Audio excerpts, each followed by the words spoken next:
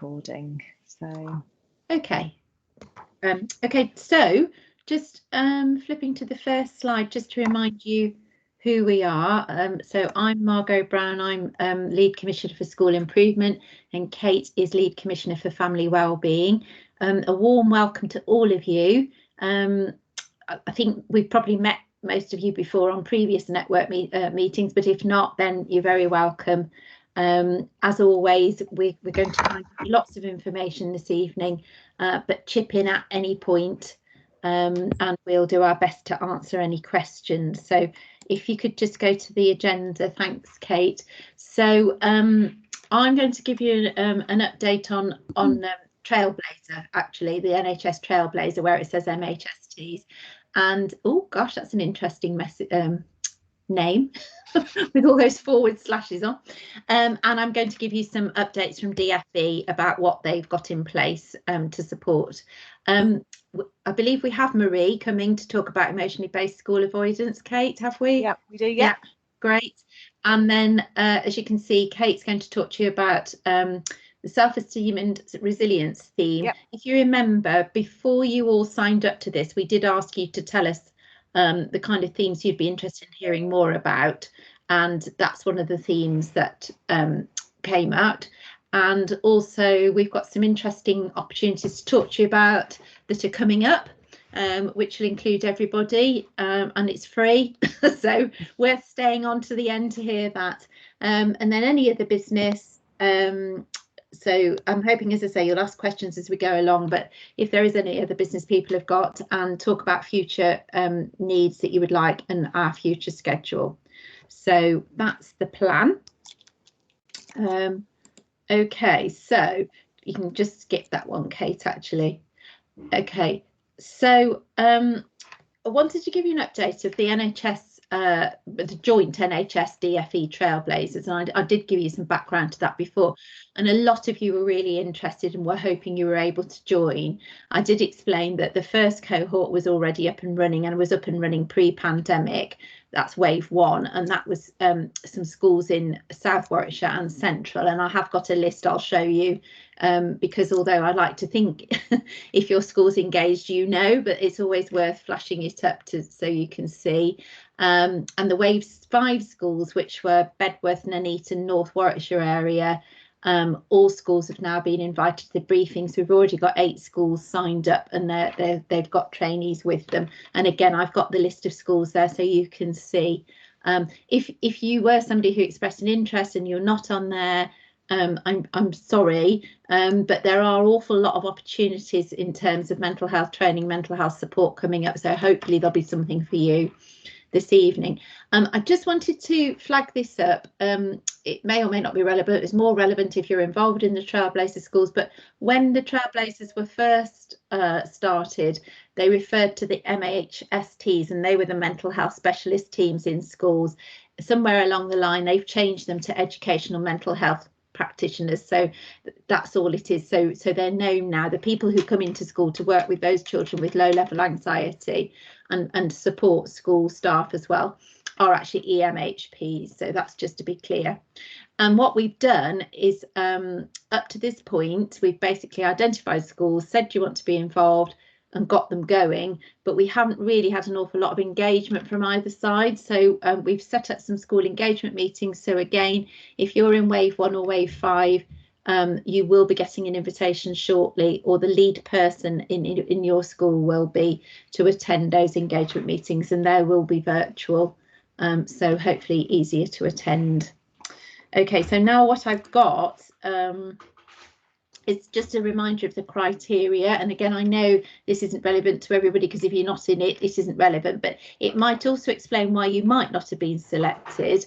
So you can see for yourselves, those are we had to set the criteria, NHS and DFE didn't. And you can see those criteria for yourself there. Now, not all the schools involved will tick all those boxes, and some schools might tick all those boxes but not have been involved, because we had to look at geographical location as well and what would work for the teams, because there are four people in each team, And if we're assigning them to support schools for a regular amount of time over a period of time, they've got to be able to get around. So that's a rough guide really to how schools within those areas were selected. So if we go to the next slide, now obviously we're just flashing this up. We're going to share these slides with you so you can have a look.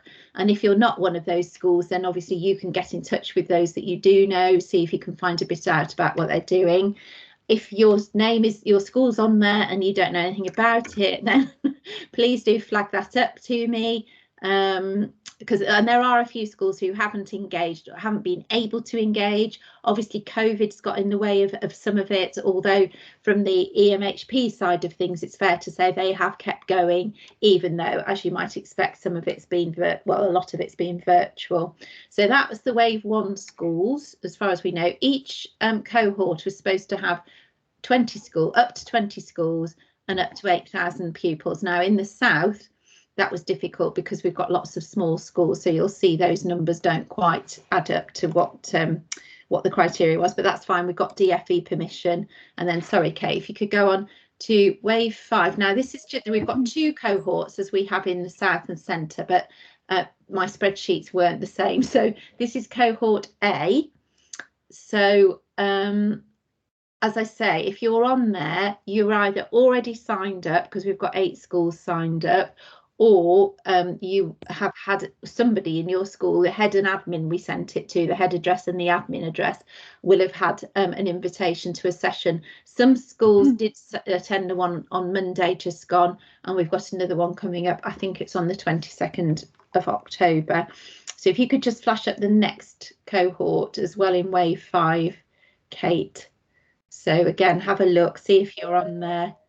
And again, if you are, I'm hoping you know about it and you have received an invitation to a briefing or you're already signed up. There's a question just come at Margot, what do the numbers mean? So I think this number on roll is one number, and then the other number is just like 1 to 20 or something. It was just me counting up to make sure I'd got 20 schools in each cohort. Okay. Lovely. Thank you. Carry on. Sorry. So just on the Trailblazer, those that I think the intention is that those both those waves will just carry on indefinitely. And I know there is an intention to eventually for all areas in Warwickshire to be covered. So I think an application will go in next to try and cover rugby as well. So look out for that if you're a rugby school. I don't know when the next round of application is, but this is all about the government trying to meet the aspirations set out in the Green Paper on children's mental health. And amazingly, I think that was 2017 actually that came out, but they're still working towards it. And there was a particular aspiration to affect schools, that all schools would have a mental health lead by 2025. And there's more on that coming up actually. So thanks, Katie. Sorry, if you could go back to the DFE. Now, these are all actually links. So what I wanted to draw your attention to was the one in bold. That's the one to, if you don't use links here, that's the one to Google. And so DFE have got lots of initiatives going on about promoting and supporting mental health in schools and colleges. And under that heading, you will find links with those titles. The whole school and college approaches, that's their big mantra. So they don't want it to be piecemeal, that ideally you will have a mental health lead and you have a whole school approach which all your staff buy into. But again, you can click on that and read a bit more about that with them. Support available locally. That's basically that local authorities should be signposting you to what's available. We have got web pages, we've got a special mental health tile there. There's a lot in FIS. Where else is there, Kate? Just remind me. We've got there's lots of stuff. There's the MindEd resources. All of these links will make sure are available on the website as well, that we've got for all of this stuff, so that you can go through and have a click through. Yeah, thank you. Now, senior mental health leads training. I have shared this with head teachers at the Tuesday briefing, but if you're not a head teacher, it might not have filtered to you yet. But going back to what I said about this aspiration about having a senior mental health lead by 2025. Sorry, I've just got thrown then because my slide went off. Did that go off for everybody? Is it just me? Perhaps it was just me. So what the government, what the DFE are doing is they're sort of making it a little bit convoluted. So they are giving you the opportunity to apply for a grant, and then that grant, once you've got it, you can then look at a list of providers of mental health training. Now, I believe when I looked last time, what you can do at the moment is register an interest for being able to apply for a grant, and then they'll get back in touch with you. So I said it's a bit convoluted, but the idea is that there are providers out there who will offer training if you get the grant.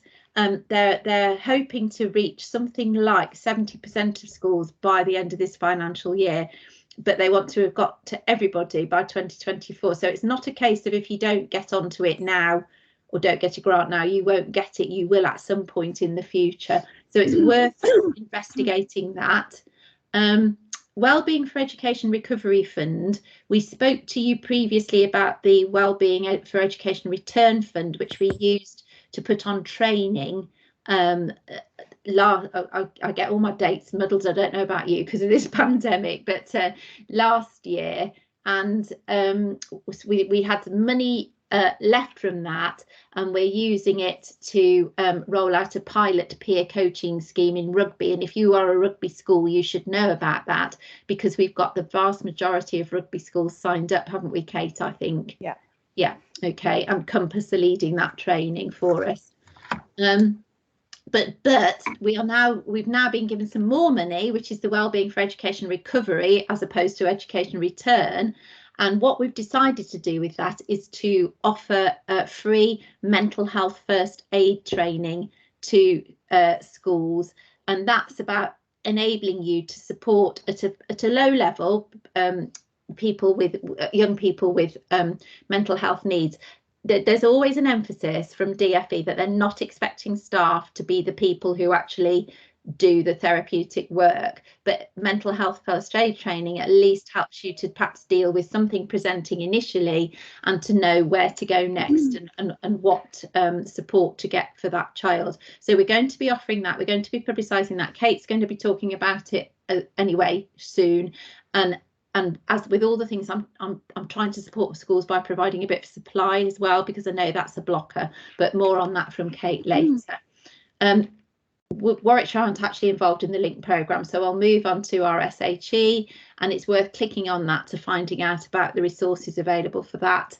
And obviously that the aspect they're concerned with in this bit is the mental wellbeing training module. Mental health support teams, I've spoken to you about. Psychological first aid training, if you didn't take up the mental health first aid training we're offering, then you can do it through DFE as well. And then I don't know why the mental health and wellbeing resources is unlinked itself, but this is also in this document. And if you go on to the next slide, Kate, I can just tell you what's in those resources. So there's a whole load of resources you can download. And then there are resources for parents and carers. There's information about the behaviour hubs. So those are schools that are seen as particular beacons of good practice, in the same way we've got teaching school hubs and we've got research hubs and we've got maths hubs and English hubs. You can see for yourself there's information about the sport and activity action plan. There's a character education framework. And there's also information from Anna Freud. Now, obviously, there's loads of stuff in there, and the danger is that you'll feel overwhelmed. But I just wanted to make sure you knew where it is and signpost you towards it, and you'll know what your needs are and what fits your school best. But what I really don't want you to miss is that opportunity to register to apply for. I feel register to apply for a grant. It's ridiculous, isn't it? But anyway, that's the opportunity I didn't want you to miss. I think, yes, Marie, I see no reason why you can't. I don't think there'll be any link between that.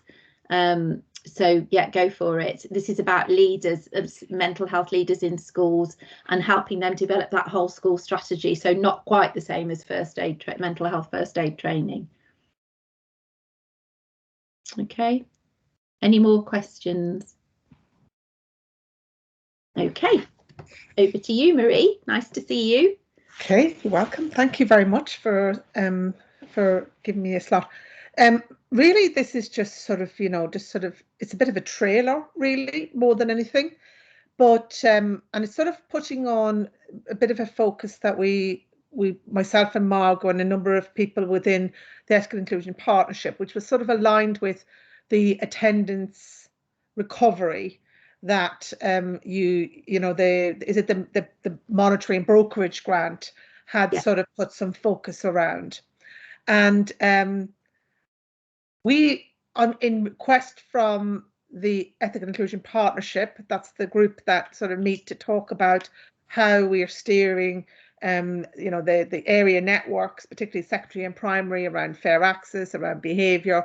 But actually that's beginning to broaden, and one of the biggest pleas was that we really wanted to put attendance and set up in a network where you all could come together or your link people within your schools could come together and share best practice. So we did launch the attendance network, and the first one of those is due, I think, on the 20th of October. But running alongside that, this time last year, the NHS piloted a project called the EBAS Project. Now that stands for Extended Non-Attendance at School Project.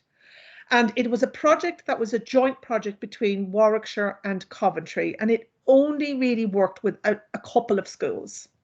And as a pilot, the couple of schools that worked with it, they identified some children that they felt were at risk of extended non-attendance that was linked to anxiety. And that project sort of rolled out a 3-cycled approach to trying to support those young people back into schools. Now, I won't go into the detail of what they've done because that's part of what we're bringing this forward. And as that project unfolded, there was some aspects of it that we felt as a county was missing. And what was missing was that there were the early signs that we could see, and this is through the research that's done nationally around emotionally based school avoidance, which in our common language would be what you would have maybe known as those children who are school refusers or the willful non-attenders. But essentially, it's now been recognised that it is known as emotional-based school avoidance.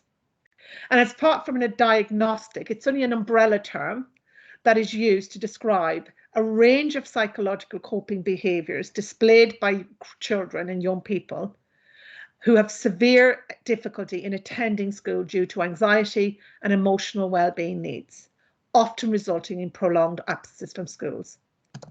Now, there's a lot of other things linked in here, but when we look at this and when we're looking at what we are trying, how would we as a county work with you to try and address this? We are looking at evolving the EBAS project to what we call the EBAS project, the Emotionally Based School Avoidance Project, which the next slide will show you what we're trying to look at, which is sort of aligning it to a similar pathway that you have with early help. Because what is regularly known is that there are 3 different categories that can cause children to become emotionally based school avoiders. And those could be family issues, school issues, or child internal issues within the child themselves. Now, what we recognise is that if we can recognise early signs way down at the very beginning of when children start attending of the traits that could be the signs that we could be actually dealing with a child that if left untreated or addressed or supported could lead to what we now know as school refusers or emotionally based school avoidance. So the 4 tiers is aligned with the early help in that the tier 1 would be about giving that insight, that awareness, those sort of indicators on what is it, what are the signs. But what we're also trying to do with part of the project is to map where would you get the support? A bit like in the universal offer in the early help. How could you do that self-help and try and get the parents, because quite a lot of the time some of these issues are arising from the families themselves.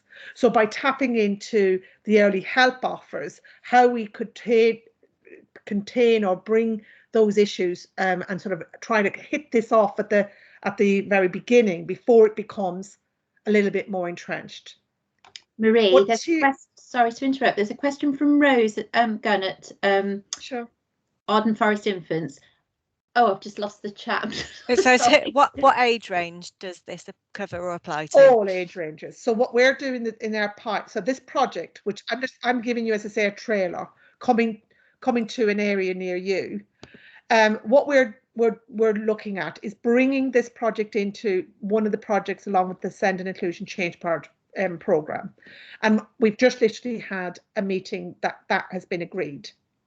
And what we would want to do is develop that project with some of you. So there might be a call where we co-produce the detail of this in a way that actually, when it comes to it being rolled out, that we've been able to capture all of the intel on the ground around what is it that's available at that tier 1 that could actually be accessed without any real major issues to try and support any child, family or school at that early stage to try and prevent it getting to any further levels. Now, what we're trying to break down and scope out is then a second tier, a bit like the extra help, whereby if you started to see that there was an issue here, how and where maybe would you get extra help? Where would the parents get that extra help? And some of it might be accessible through our partnerships with early help, but that actually there are others through the NHS, and about you being aware of where they would access that early help. Tier 3 and 4 is a little bit more involved, because now that would be looking at how do we actually work and get involved? How do we start to put in a plan where maybe we've taken and looked at some cases that need a bit more intervention, where tier 4 may be then where we might access further help. So this is the intention that the project is trying to bottom out and scope out and look at how it could be sustainable into the future. But that it'll come through as part of some of the workforce development, because tier 1 and tier 2 are very much about awareness, about training and what have you. So running alongside that training that you've just outlined, Margot, that through some of those projects that we will be maybe putting a shout out to you as schools to engage with the co-production, but also be in the pilots as we move forward. And I've met with Ali Cole from the NHS, who's commissioner for with the NHS, and there are other things that we might link in, which is some of the projects that are supported by the NHS around autism training. So what I'm trying to say is that with the written statement of action, we do have a workforce development thread that we are having to develop and co-produce.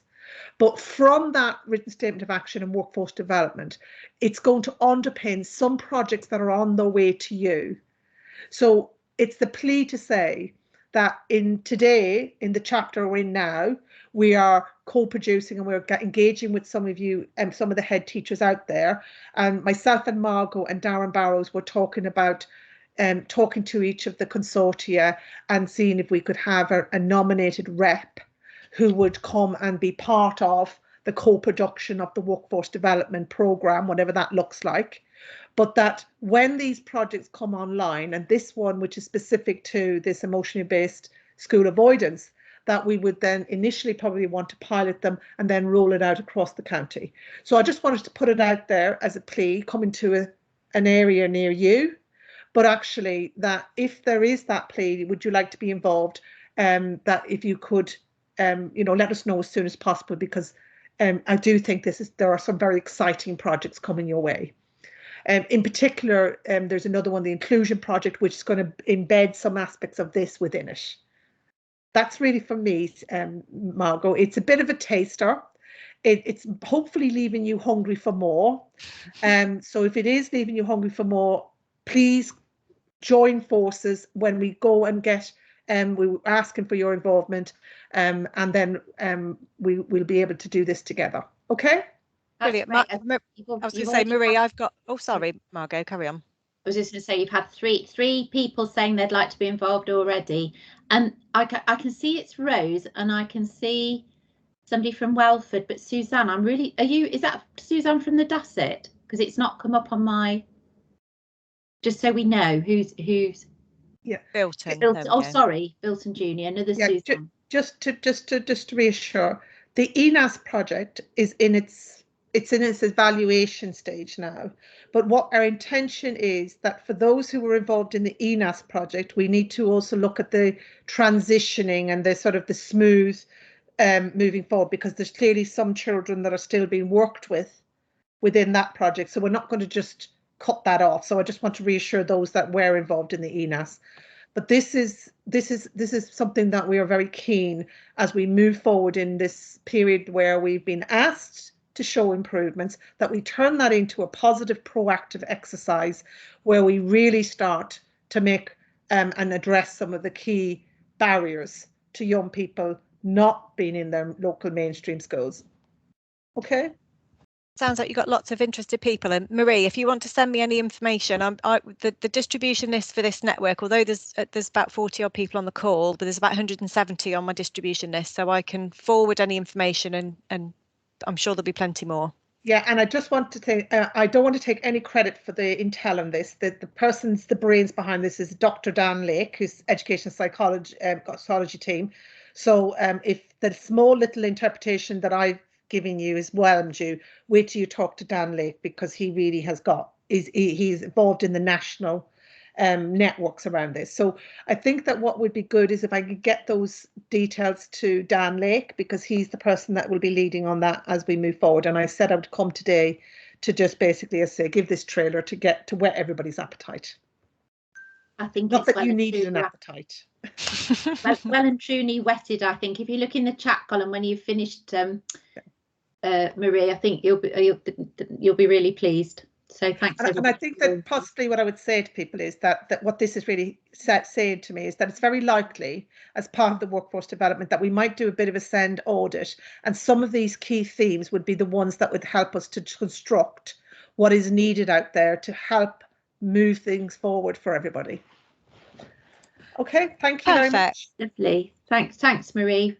Good to see you. Lovely. Yeah, thank you for that, Marie. Lovely. So shall I carry on, Margot, with this next slide? Lovely. And we are dead on time at 4:30, which is great. So this next section is around self-esteem and resilience. So as Margot mentioned, we obviously asked you all what you wanted as part of these networks. Reluctant school refusers was one area. So obviously Marie's been to cover that off, which is brilliant. So another one that came up as a real hot topic for everyone was around self-esteem and resilience. So I've got a few slides to run through. I'm not going to go through them in a huge amount of detail because you can go and have a read through of these afterwards. There are some really good links for you to follow up on if you did want to read more. And then there's some resources for schools, resources for young people, and resources for parents that I just wanted to flag to your attention as well. So when we talk about resilience, it's used to describe the ability that people demonstrate to be able to withstand negative impact of stress. And self-esteem is actually just one part of resilience, and that there are other areas that help build a resilient child or young person, such as their personal skills, community support, and that kind of stuff. Adverse childhood experiences is the kind of buzzword that I'm sure many of you will have heard of. If you haven't, there's a huge wealth of research on the internet that you can go and find out more about.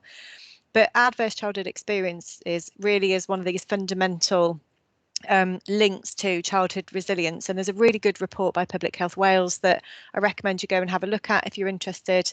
But it found that children that experience ACEs, children who have got good resilience have lower risk to mental health difficulties when they've experienced adverse childhood experiences. That having good childhood resilience sees a reduction in lifetime mental health illness, and actually childhood resilience is strongly associated with lower mental illness, and I've got some examples a bit later on around how you might measure childhood resilience. And we know that attending school is seen as a protective factor, and that schools can play a really important part in building resilience in children and young people, because it's something that we want children and young people to have within them before they experience stress, so that if they do experience stress, they know how to manage it properly. So having resilience is the difference between some children where they might go through the exact same experience, for example, parental separation, and one child with good resilience will cope with it very well, but a child with low resilience would perhaps find that far more difficult. And I've just put a little definition at the bottom there around adverse childhood experiences. So in terms of self-esteem particularly, two kind of particular ways around boosting self-esteem is that positive practice of reminding yourself the values that you hold important and the things about yourselves that are good. There's lots of ways of doing this, but actually it's really, really important to do it. And if you do it regularly, it does really build that strong sense of self and build self-esteem. There are a lot of examples of online activities that can be included in the school curriculum. And actually, I've got some slides that will give you some places to go for that. But actually, what the emphasis should always be around developing the pupils' knowledge so that they know how to seek support, where to seek help, and what will happen if they do seek support. All right, next slide. So I mentioned about measuring child and youth resilience, and this is something that comes up a lot from schools, is saying, well, actually, how do we know we're making a difference? How do we measure things? And this is a really useful tool that's free to use, and there's different age ranges. And what's really good about this tool is actually it's available in lots of different translations as well. So if you've got children at your school with English not as a first language, or if you want to do it with parents, for example, there are copies of this that you can download. There are a number of different ways of doing this. So the one that I've put a screenshot up of has got a 3-point Likert scale, so no, sometimes, and yes. They do have a 5-point scale, but I really recommend if you are interested in doing some kind of research around the needs of your students, that you think about how you might build in this kind of monitoring and information capture, because it is really, really helpful, and there's different age ranges that you can have a look at. So the link is there at the top, and you just have to register, but then they won't hassle you afterwards. So I've just got a couple of slides around teacher resources. So obviously I've given you a couple of slides on what resilience and self-esteem is, but if you've got an interest, or you want to go and learn in an awful lot more detail, or you've got particular members of your staff that you feel they would benefit from learning more about, there are a couple of really, really good resources. So the first one is a MindEd resource, and that is a particular session on building resilience. It gives you lots of information around different types of toxic stress, and the kinds of exercises that staff can go through to think about particularly young children, particular children that they might be working with that perhaps aren't resilient, and then what they can do about it. The other one is a professional resource from Young Minds. There's a number of posters that are available. There's teaching and learning resources. So it gives you lots of tips and tricks as to what you can do with young people, and how you can work with them to build their resilience. And then this is absolutely brilliant. If you aren't a member of the PSHE Association, I highly recommend that you become one. I'm going to talk shortly around some funding that we're going to offer for schools to bid for.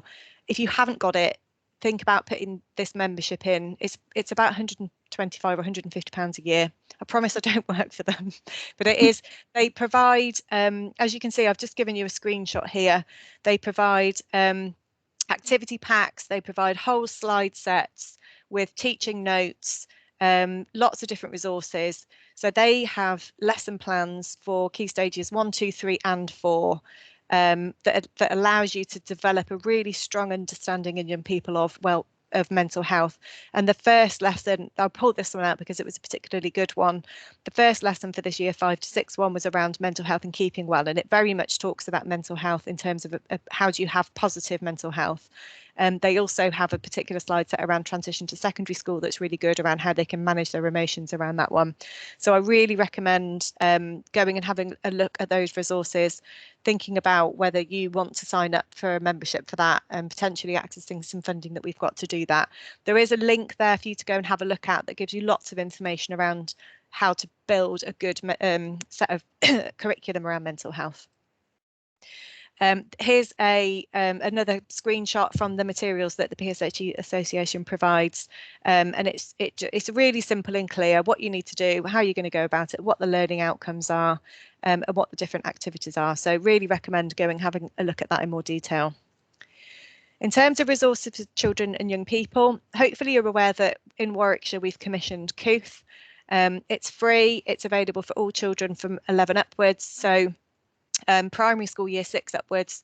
Couth are really keen to get into schools to raise awareness. There's a lady called Donna Woodward who I will share some information from her. She'd really like to come in and talk to young people, ensure that young people are aware that these resources are available to them. So it's online support.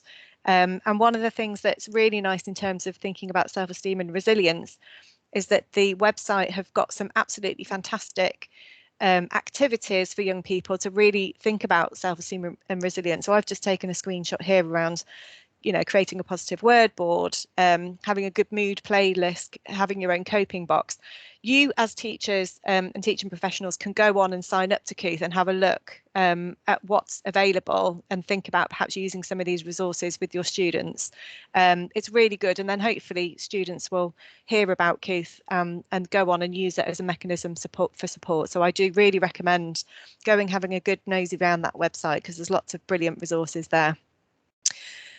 Just a final bit around resources for self-esteem and resilience. Again, on the MindEd website, there's a link there that you can go on and have a look at the actual course. But this is particularly aimed at parents and carers around building confidence and confidence and resilience in your child. So again, this is something that you fed back to us, is something that you would really benefit from as teachers, is resources to share with parents. So definitely go and have a look at the MindEd set of resources, because they do have things that you can then, whether it's something that you send out as a general resource for parents if they're interested, or if you've got a particular family that you wanted to really target and think about what would benefit from them, would really recommend that as a resource. So does anybody have any questions on that before we get onto the exciting bit, which is here's some money we'd like to offer you, and everybody really pays attention. Okay, so bearing in mind all the stuff I've just talked about, because I think Margot gave an update over lots of general updates at the beginning, I've just given a bit more of a kind of focused update on a particular element of mental health.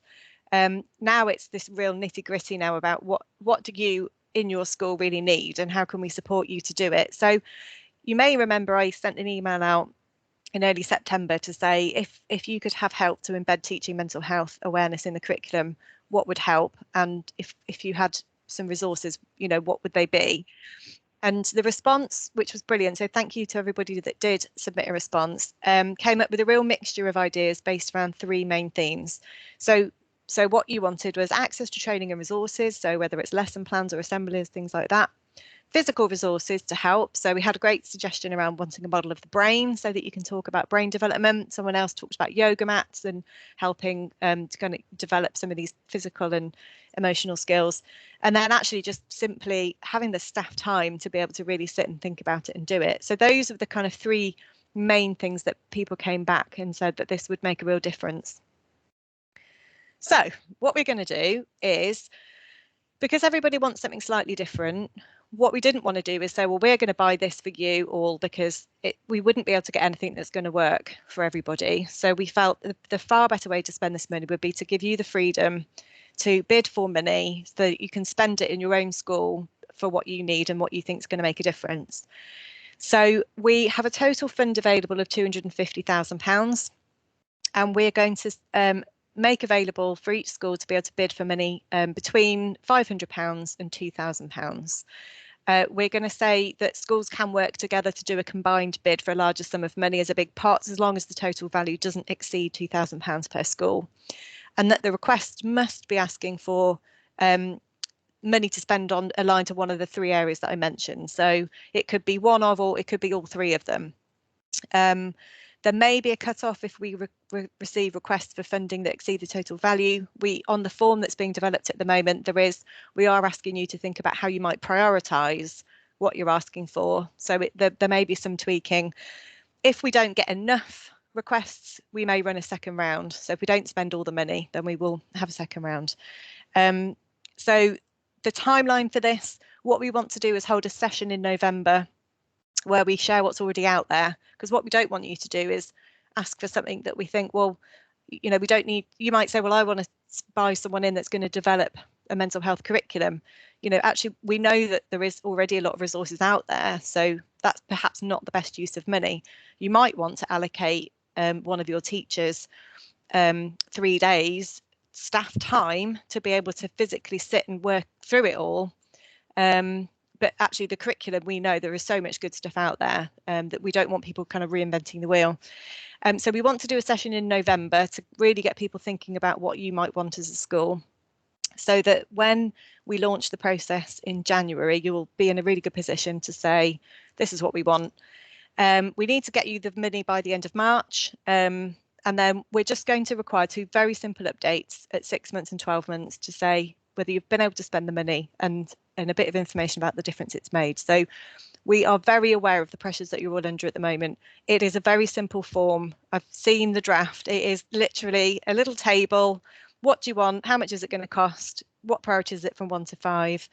And that's pretty much it, really. So that's hopefully some really positive news for you all in terms of getting to thinking about the stuff that we've been talking about in previous network sessions, and how we can actually support you to get this embedded as part of the mental health curriculum. It's completely different from the mental health lead training. That is a completely different pot of money, and that is around training somebody up to be a lead. But you know, there's absolutely no reason why this work wouldn't closely align to whoever that mental health lead is, could really help. But Margot, do you want to speak there? Yeah, I just wanted to say it's also completely different from the mental health first aid training that we're also going to put out there. Which is my next So, couple of slides. You can do all of them. You can have different members of staff doing them. I know that's going to stretch capacity, so just do the bits that you can manage. Yeah. So, which is nice, timely, because my next couple of slides are on the Youth Mental Health First Aid Online course. So again, this has come up a couple of times with people. I know there was one particular head that talked about, you know, the difference that it had made and how powerful that training was. So as Margot mentioned earlier, the education wellbeing something money, I think it's got a different title. We felt that using this money to offer youth mental health first aid course would be the best use of the money. So it's aimed at staff working with young people aged 8 to 18, and it will qualify the person as a youth mental health first aider. So that the learning outcomes, you know, I won't go through all of these. You can have a read through the slides when they're shared afterwards, but there's a really clear set of learning outcomes as to what people will go through. So how it's going to work, we're going to run cohorts. We have money to purchase approximately 160 places. What this will allow us to do with all the money is, as well as providing the place that we'll pay for, we will also be able to provide a £300 contribution towards staff time to complete the course. So what we're saying is there will be one place allocated per school on a first come first served basis. So it will be free for you to attend. You will have a £300 contribution. The course must be completed and the certificate received by the provider in order for you to receive the financial contribution. And what we're saying is that the cohorts are going to run from January. It will require attendance at 4 afternoon sessions over a 2-week period. We're going to run it on Tuesdays and Thursdays between 1 p.m. and 3:30 p.m. So there is an amount of pre-work that's required of attendees that's kind of about an hour and a half, which they could do in the morning, they could do the day before. They need to have done it before the afternoon session. So it will be over 2 weeks, Tuesdays and Thursday afternoons. And what we're going to be doing is sending out an email in the next couple of weeks for staff to register their interest. I'll send out a copy of the brochure with more information on the course contents. But we must have your confirmation that you want somebody from your school to take part by the end of November, because we need to start allocating staff to cohorts from January onwards. So the cohorts will there'll be 2 at a time. So there are going to be two trainers running these sessions. So they'll start on those dates. So 11th of January, 25th of January, 8th of February, 1st of March and 15th of March. What we'll probably do initially is allocate enough people to cover the first 6 cohorts and then do a further round for the final 4 cohorts. So there'll be 10 cohorts in all. So there will be plenty more information coming out about this over the next few weeks for you to register your school to have a place on that youth mental health first aid online training. Before I do any other business, let me just go back. Does anybody have any questions about those things that I have just talked about? Or you're all busily writing down all the things that you want to put on the list to buy for your school? They've been writing for ages. I was watching. That's great. Carl says it sounds amazing. Oh, good. Excellent. Well, you know, it's been really helpful hearing all of your feedback and your thoughts around what would work for your schools. And we know sometimes money can get thrown at things without necessarily asking actually what is most important to you. So hopefully this is going to be something that's very tailored to your own school and the needs of your children and your staff as well. Lovely. Okay, I'm just going to move to any other business. And actually this only came up this morning, so it was quite an opportune moment for me to just pop it onto the slide. So I apologise if you're not at a school that covers these areas, but Arden Primary Care Network, which is the GP networks for a particular part of Warwickshire, are doing a project to design a process to improve identification and early intervention for deliberate self-harm and eating disorders in teenagers. They really want pastoral or DSL lead from a secondary school in the Arden area who may be interested in getting involved in this work to help on that project. What I would like to think is the outcomes of this project would get shared across all primary care networks across Warwickshire to learn from. So even if you're not in the Arden area at the moment, even if you're not in the Arden area, we will hopefully be able to share the learning across other areas. So if you see that list and you think, oh yeah, that's where my school is, please do drop me an email and I will hook you up with the people that are running it to get involved. So that was my one, any other business. As always, I've just popped in a little reminder of the sources and support and information for adults in terms of mental health. So don't forget all of these services are out there. And again, sources of support for schools. So the usual links for all of our different services to make sure that you don't forget to use those if you need them. So that's it. We've actually finished 10 minutes early today, Margot, which is very unusual. So we have time for any kind of, I'm going to stop sharing because normally we have these slides up and then I can't see people's faces. So please feel free to put your cameras on. Everyone's got really used to hiding behind switching cameras off, haven't they? Is there anything anybody wants to raise? I've got a question for Matt Fisher. I have emailed you, Matt, but you haven't replied because you're concentrating. I love your bookcase, but I want to know why there aren't any books in it.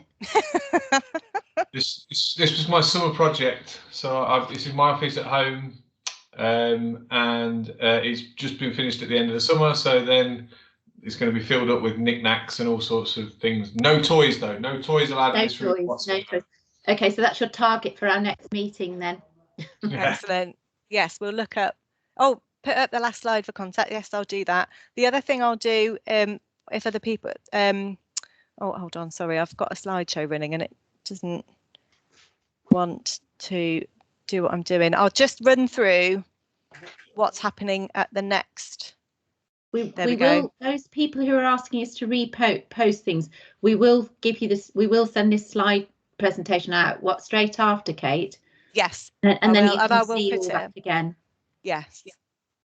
Oh, we want the way. Yeah, so I'll send the slides straight out afterwards, but I will also be loading them up onto the website, so that's fine. I've got 2 people with hands up, so apologies, L Hyatt.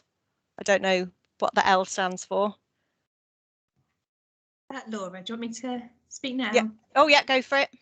I just wanted to mention regarding the senior mental health lead training that people, the way you register for the grant, it does state that you can book the training now, and as long as you meet the eligibility criteria, you'll have the money reimbursed. So myself and the other mental health leads within my MAT have already started our training. So oh, that's a really helpful update, thank you. See, I can't see.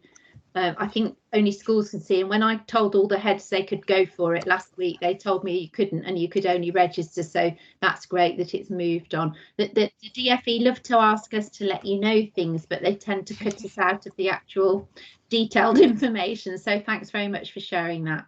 I've just put hopefully I've just put in the chat the link where you register for your interest in the grant from the DFE website, and then on there it sort of gives the eligibility criteria and advises that you can get booking if you want to.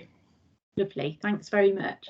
No worries. Lovely, thank you. And then I've got C Smith. I'm sorry, C, because I think I do know your first name and I've forgotten it. Yeah, so it's Catherine from Smith. That's it, from Canon. Hello.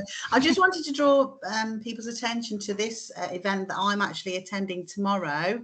It's the Creative Health Warwickshire, run by Warwickshire County Council, and it's a virtual event for interested stakeholders, including health and social care professionals. They're going to be officially launching a creative health programme suite. I don't know if you're aware of it. And obviously they're looking at, from what I can gather, children and young people arts on referral. So I just wanted to draw people's attention to that. I think I found it on Facebook. I was not notified about it.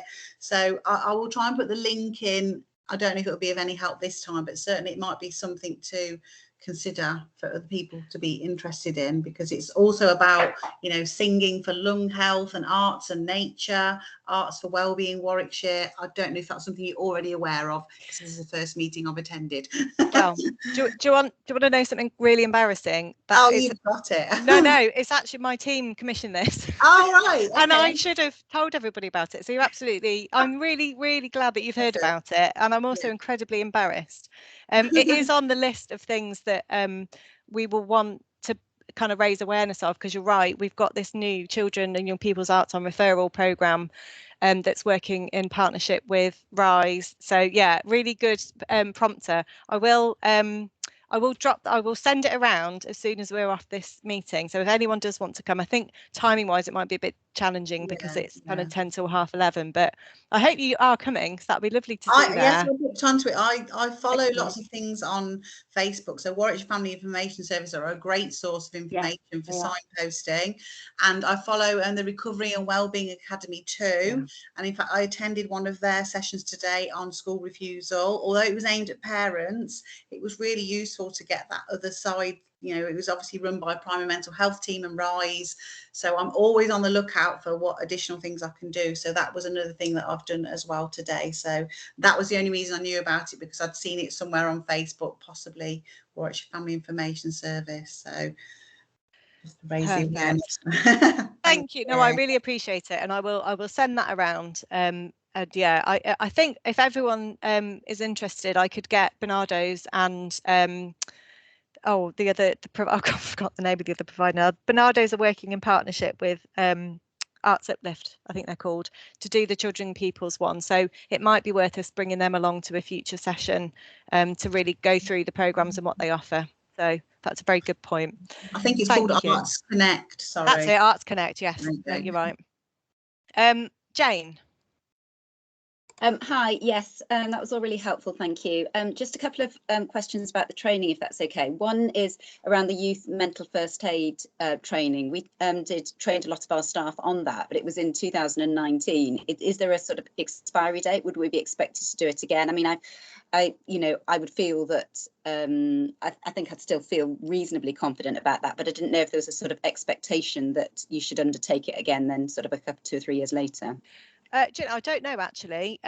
Did they do the full 2-day course? There was a 2-day one, and not everybody did that, but quite a lot of our staff did. Some did, but quite a lot, including myself, did the 1-day one. Okay, so yeah, so this is the 2-day one. So this is the kind of one where you get the full qualification at the end. So I don't know actually how long they would expect, but if it wouldn't exclude you from putting somebody on the programme. Okay, and the other question was around just the training through the mental health training through real training for the senior health leadership certificate. I'd gone on to have a look, and I was put off by the fact it said that the cost, although I'd gone on to it because I thought there was going to be a grant for it, or there was going to be, you know, a significant reduction through the DFE, it still says that the cost is £995, and it doesn't say that it says you may get this, you know, part of this reimbursed, but it's not absolutely clear that you will.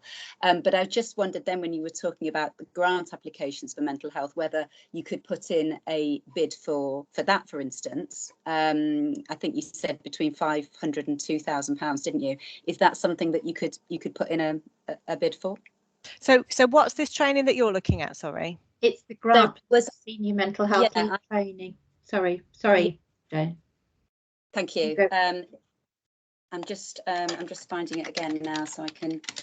This is the grant for the senior mental health lead training. Is that what you're talking about? Yes, that's right. So the DFE grant funded senior mental health training. That was actually it. So leadership courses by Real Training. It says DFE grant funded, but then actually when you go on to it, it asks you various questions about, there's various different courses you can sign up for. But that one, when you come to sign up, it says guide price £995. And then it says, I've lost where it says it now, sorry. It doesn't seem to state that you'll get that reimbursed. My worry is we'd end up paying £1,000 for the course and then not getting it refunded. So I then thought, was there a way around that of then applying for the grant for that specifically? But I've probably just got completely confused by it all. So they have to be on the framework for you to be able to get the money to spend with them, if that makes sense. So you would get the money back as long as they are on the approved framework. And I don't know whether you can actually, Margot, can you see who's on the framework yet? I think you can. I think if you go through the links you can see. I've just put it on the link. It's got a link to the approved providers, and they seem to be increasing quite regularly. They're sort of increasing the number of approved providers. Okay, yeah, that's really helpful. So I suppose if they're on that list, It's my understanding was that you applied for a grant and they'd tell you if they were going to give you the grant, but it looks, because Carl's put in something about having to pay £600 up front, which is a bit of a risk if you're not going to get it back. But I didn't realise there was a delay. If it helps, I could send you the sort of form that I've got here, so you could have a little investigation. I mean, it might be me that hasn't kind of fully understood it, but I just wanted to make sure that if we obviously signed up for something like that, which is quite an expensive form of training, that we would get the money reimbursed, or at least we'd know the position before we signed up, I suppose. We'd have to go back to the guidance and look again. What was the name? I mean, I've just popped in the chat window the link directly to the PDF document that's got the current list of providers. So if you can find that provider on that list, then they're on the framework, then you should be able to do it. But if they're not on that list, I would be a bit hesitant. Yeah. Okay. I'll have another little explore and play around. Thanks. Seems to suggest that you will be reimbursed provided you meet the eligibility criteria. My only reservation about that is I know there's a limit to the number they're going to fund in this financial year. So it's typical DFE, isn't it, really? Yes, sorry, here's the wording. It says grant funding may be available if you work in a school or college in England. At the time of writing, the total grant funding amount available has not been confirmed by the DFE. The latest DFE information will be available on blah, blah, blah web page. We understand that the DFE wishes schools to book directly with the training provider to secure your place and then reclaim the funding. Right, but that is a bit dangerous because you don't know whether you're going to get the grant back. Kate, should we investigate this? Somewhere along the line, I've got a contact at DFE. So let's do some investigation and then we'll send an email to the group, everyone that's signed up. Thanks, that'd be really helpful. Yeah, Yes, Warwickshire, you're right. The EPS Yeah, they're on it. the approved providers. Yeah. Lovely. 1 minute past 5. Do we have any more questions? I will send out, rather than go through it now because I can't find it, I do have a list of the schedule for the next 6 meetings. Someone did say when is the next meeting, so actually let me find it now because it won't take me a minute. Here we go. So the mental health network schedule. So we've done self-esteem and resilience today, and we've talked about reluctant attenders, the curriculum stuff. So November is going to be particularly on attachment, and the date, oh, now I really have lost the date, bear with me. It's in about 4 weeks' time. It is early November. Let me just have a quick look. Is it the 3rd or the 10th? It's the 3rd of November, the next meeting. And then we've got December's theme is around friendship issues. And we're also going to look at EHCPs and mental health needs because that was something that came up. We also want to talk about mental health and protected characteristics. Then January is parental mental health. February is self-harm and social media. March is bereavement. And April is eating disorders. So I will send that out with the list of the dates as well. But we have got a theme allocated to the next 6 months worth of meetings. So if there are things coming up, or if there are particular areas of interest that you feel you would like us to cover in the group, please just send me and or Margot an email, because we meet. Oh yeah. Can I just jump in there? Sorry, I've just been, while we've been doing this, I've been trying to log on to one of these things and sign up. And it says here, when you go to sign up, there's a little caveat that says the school will not be invoiced until your DFE grant has been approved. Ah, okay. Just so you know. Right, that's. Oh, so from the training provider, they won't invoice you. Oh, okay. Yeah, that's what it says. Oh, you're on mute, Margot. So I couldn't get off mute then. So it's safe to proceed then, isn't it, actually? That's what I'm doing. Yeah. Just to say that the training provider I went with did insist on being paid up front, so we're just assuming that we'll be reimbursed. I think it might be different between training providers. I went with Trauma Informed Schools. Okay, so you might want to shop around a bit if you don't want to take the risk. Really helpful. Lovely. Thank you all for coming along. Slides will be made available. Recording will be made available. It was lovely to see you all. It was lovely to have a bit of time at the end, actually, to have a bit of a chat. So we will try and factor that in so that Margot and I aren't the ones doing all the talking all the time. Yeah. Good fun. Enjoy your evenings and see you again in 4 weeks' time. Take care, everybody. Thank you. Thanks. I'm going to stop recording now.